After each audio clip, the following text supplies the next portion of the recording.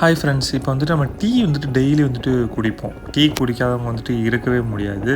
So அந்த tea வந்துட்டு எப்படி தயாரிக்கிறாங்க அப்படின்றது வந்துட்டு பார்த்திங்கன்னா, ஒரு விசிட் ஒன்று போட்டிருந்தோம் அந்த கம்பெனிக்கு.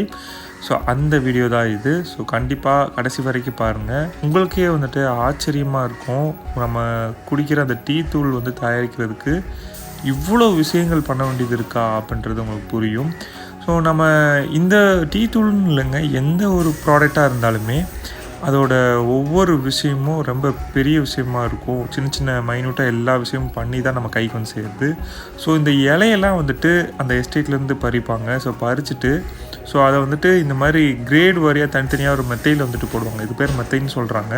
ஸோ இந்த சென்சார் மூலயமா அது சென்ஸ் செய்யப்பட்டு அந்த தட்டு வந்துட்டு அப்படியே அதில் கொட்டுது. அது அப்படியே அதில் வந்துட்டு கிண்டி அடுத்த பெட்டில் வந்துட்டு அதை போடுது.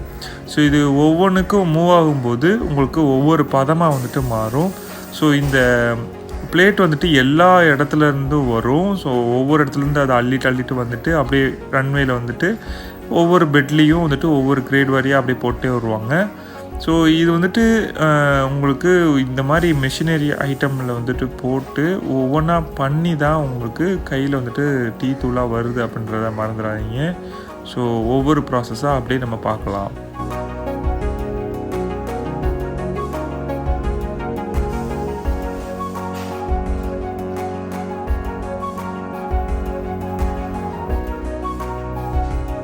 இப்போ வந்துட்டு அதோட எக்யூப்மெண்ட்ஸ் ஏரியாக்குள்ளே போகலாம். ஃபஸ்ட்டு முடிஞ்சாது. அதுக்கப்புறம் இது வந்துட்டு கசக்கும். ஸோ அந்த இலையை வந்துட்டு கசக்கும் போது இந்த மாதிரி தான் குச்சியாக வந்துட்டு நமக்கு கண்ணுக்கு தெரியும். ஸோ அது இந்த ஃபஸ்ட்டு கிரேடில் இது பண்ணிகிட்ருப்பாங்க. அங்கே பார்த்தீங்கன்னா ஒரு நீராவி மாதிரி ஒரு இது பண்ணிகிட்ருக்காங்கல்ல, இது வந்துட்டு கூலிங்கான ஒரு ப்ளேஸில் பண்ணுறதுனால அதை வந்து லைட்டாக ஹீட் பண்ணிகிட்டே இருப்பாங்க. இல்லைன்னா ரொம்ப ஈரமாச்சு அப்படின்னா அந்த மெஷினில் வந்துட்டு அந்த ஒர்க்கு கரெக்டாக நடக்காது. ஸோ அந்த ஒரு ரீசனுக்காக இது வந்து பண்ணிகிட்டே இருப்பாங்க. ஸோ இது வந்துட்டு ஃபஸ்ட்டு ஸ்டெப்பாக வந்துட்டு அது வந்து கசக்கும்போது அதில் இருக்க குச்சி எல்லாமே நமக்கு கண்ணுக்கு தெரியும். ஸோ அடுத்தடுத்த நெக்ஸ்ட் ஸ்டெப்பு ப்ராசஸ் போக அது கொஞ்சமாக பவுடர் ஆகிறது நமக்கு நல்லாவே வந்து தெரியும். ஸோ இது 1-2 மிஷின் இல்லைங்க, எக்கச்சக்கமான மெஷினை வச்சு நிறைய ப்ராசஸ் வந்துட்டு பண்ணுறாங்க. ஸோ அதெல்லாம் பண்ணால் மட்டும்தான் நமக்கு அழகான நல்லா ஸ்மெல் கொடுக்கக்கூடிய நல்லா ரெஃப்ரெஷ்மெண்ட் பண்ணக்கூடிய அந்த டீ தூள் வந்துட்டு கைக்கு கிடைக்கும்.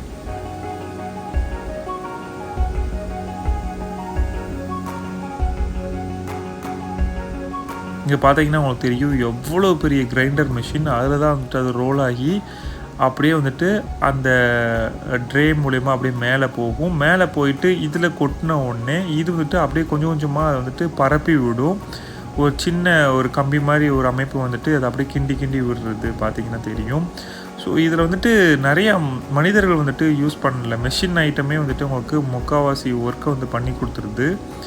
ஸோ இதனால் வந்துட்டு பார்த்திங்கன்னா நமக்கு ஒர்க்கு கொஞ்சம் சீக்கிரமாகவும் முடியுது. ஏன்னா நாங்கள் பார்க்கும்போது கிட்டத்தட்ட கம்மியான ஆட்கள் மட்டும் தான் வேலை செஞ்சுட்டு இருந்தாங்க.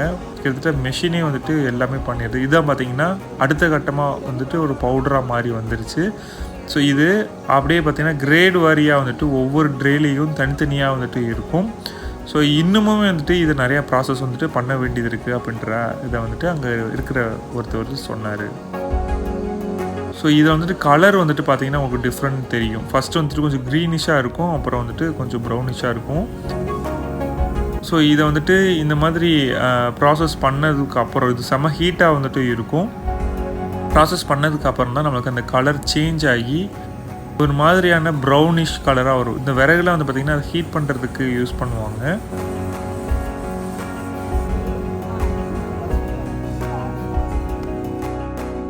இதெல்லாம் வந்து பார்த்திங்கன்னா செம்ம ஹீட்டாக வந்துட்டு இருக்கும். நீங்கள் உங்களுக்கு பார்த்தாலே தெரியும். ஸோ இது வந்துட்டு பார்த்திங்கன்னா கிரேட் வாரியாக சலிச்சு எடுக்குங்க. இப்போது பெரிய சைஸு, சின்ன சைஸு, அந்த மாதிரி மீடியம் சைஸ், இந்த மாதிரி வந்துட்டு செப்பரேட்டாக சைஸ் வாரியாக வந்துட்டு சல்லடையில் சலிச்சு கிரேட் வாரியாக பிரிக்கும். ஸோ இது ஒவ்வொரு சைஸும் ஒவ்வொரு ரேட்டுக்கு வந்துட்டு விற்கிறாங்க.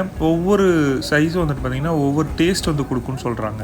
இப்போது ஒரு சில பேர்லாம் வந்து பார்த்திங்கன்னா premium quality, normal quality tea தூளாக ரேட் கம்மியாக விற்கிது. 2 ரூபாய்க்கு விற்கிது, 1 ரூபாய்க்கு விற்கிது, 50 ரூபாய்க்கு கூட விற்கிது. ஸோ இந்த கிரேடில் இப்படி தான் வந்துட்டு, ஆனால் எல்லாமே ஒரே இலை தான், வேறு இலையிலலாம் பண்ணுறதே இலை தான். பட் அந்த ப்ராசஸில் உங்களுக்கு அந்த குவாலிட்டி மூலயமா சலித்து தனித்தனியாக கொடுக்குறது தான், வேறு ஒன்றும் இல்லை. ஒவ்வொன்றும் ஒவ்வொரு கலர் இருக்கும், ஒவ்வொரு இது இருக்கும். ஸோ இவ்வளோதாங்க. ஃபுல்லாக விசிட் பண்ணோம். ஸோ அந்த கம்பெனி பார்த்திங்கன்னா டார்மோனா கம்பெனி, இது ஊட்டியில் இருக்குது. ஸோ விசிட் பண்ணிப்பாங்க. அப்படியே நாங்களும் முடிச்சுட்டு வீட்டுக்கு கிளம்பியாச்சு. ஸோ ரொம்ப வந்துட்டு புதுசான ஒரு அனுபவமாக இருந்துச்சு. ஸோ மீண்டும் இதே மாதிரி வேறு வீடியோவில் பார்க்கலாம்.